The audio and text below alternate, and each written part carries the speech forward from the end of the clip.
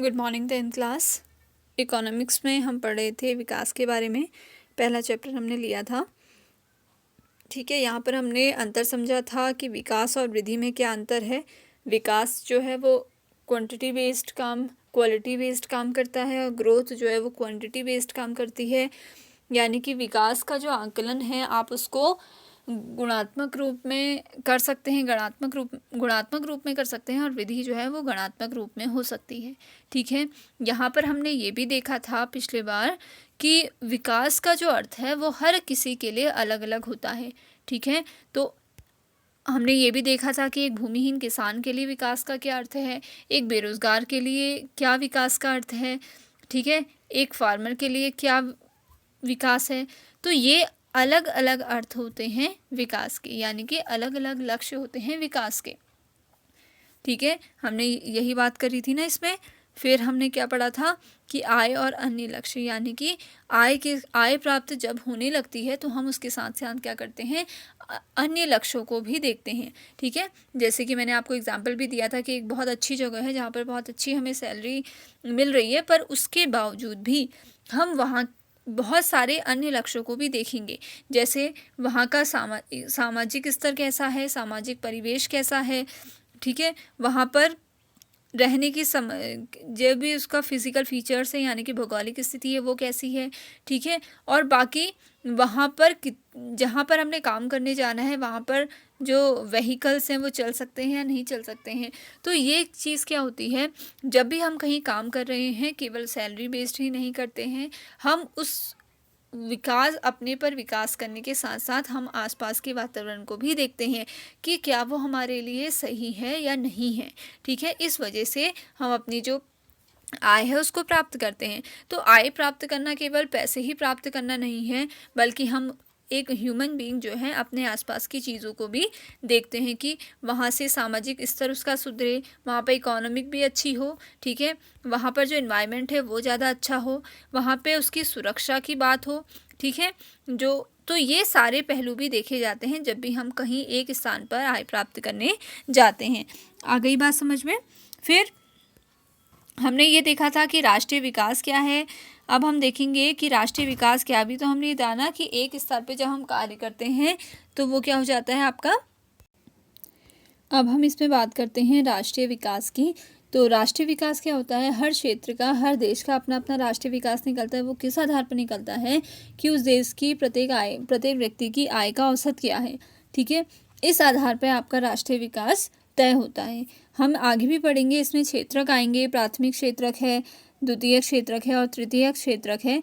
तो इसमें क्या होता है, इन तीनों के योग से बनता है जीडीपी, और उसी के आधार पर राष्ट्रीय विकास की बात होती है। ठीक है, यहाँ पर आप बस इतना समझ लीजिए कि भारत में रहने वाले प्रत्येक व्यक्ति की आय का औसत जब निकाला जाता है तो उससे मापा जाता है कि राष्ट्रीय विकास किस स्तर पर हो रहा है। ठीक है, और ये बात भी सही है कि जब विकास की बात है तो विभिन्न देशों में आपस में क्या होती है, तुलना होती है। ठीक है, तो तुलना के ही आधार पर ये माना जाता है कि कौन देश जो है वो विकसित है और कौन देश जो है वो क्या है, विकासशील है।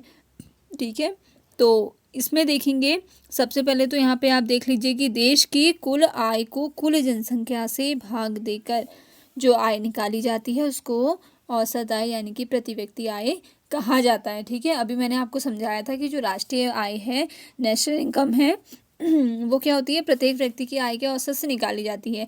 तो अब हम औसत कैसे निकालेंगे, उसमें क्या करते हैं, देश में जितनी भी आय आ रही है, जितनी भी इनकम है, ठीक है, उसको क्या करते हैं, जनसंख्या से यानी कि पॉपुलेशन से भाग दे देते हैं, और जो भी आता है वो क्या होता है, आपका प्रति व्यक्ति आय कहलाया जाता है।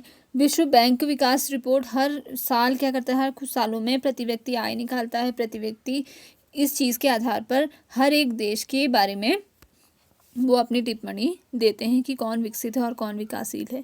आगे बात समझ में। फिर इसमें देखिएगा आप, आय के क्या होते हैं, अनेक अनेक मापदंड होते हैं। किस आधार पर, हरियाणा में कैसा है, केरल में, बिहार में, तो इन सभी के आधार पर भारत क्या करती है, अपनी आय का निरीक्षण करती है। ठीक है, सार्वजनिक सुविधाएं। अब आपका इसमें आता है कि सार्वजनिक सुविधाएं क्या होती हैं। सार्वजनिक सुविधाएं जो कि सभी लोगों के लिए होती हैं, ठीक है। विकास के साथ साथ ये सारी सार्वजनिक सुविधाएं होना भी अनिवार्य है, यानी कि सार्वजनिक सुविधाओं में क्या आ जाएगा, सबसे पहले एजुकेशन आ जाएगी, है ना। प्रत्येक जो स्कूल है उसका विकास अच्छे से होना चाहिए। एक देश में अच्छे स्कूल्स होने चाहिए, तब हम मानेंगे कि वहाँ का विकास क्या है, अच्छा है, और वो देश क्या है, विकसित से विकासशील की ओर विकासशील से विकसित की ओर बढ़ रहा है। दूसरी चीज़ है वहाँ की मेडिकल इमरजेंसी, यानी कि अगर आप किसी क्षेत्र का या किसी देश का विकास देखते हैं तो सबसे पहले वहाँ की एजुकेशन सिस्टम को देखिए, एजुकेशन में कितना काम किया गया है उस चीज़ को देखिए। दूसरी चीज़ है वहाँ के हॉस्पिटल्स जो हैं उसमें कितनी सुविधाएं दी गई हैं, विद्यालय में क्या क्या सुविधाएं हैं पढ़ने के लिए, चिकित्सालय में क्या क्या ऐसी सुविधाएं मरीज़ को दी गई हैं। तो इस आधार पर क्या निकाली जाती हैं, किसी भी देश का डेवलपमेंट देखा जाता है कि वो डेवलपमेंट कितना हुआ है और किस हद तक हुआ है, ठीक है। तो इतना आप करिए। इसमें ये जो मापदंड ज़्यादा हैं ऊपर, तो आप इन्हें पढ़ लीजिएगा, ठीक है। अगर कुछ नहीं समझ में आता है तो आप पूछिएगा। बस जो मेन चीज़ें आपकी आ सकती हैं वो हेडिंग्स में दी गई हैं आपको, और लास्ट में हम क्या करेंगे, शॉर्ट क्वेश्चंस भी कर लेंगे, जिससे ये चीज़ जो है आपकी क्लियर हो जाएगी, ठीक है। आगे बात समझ में।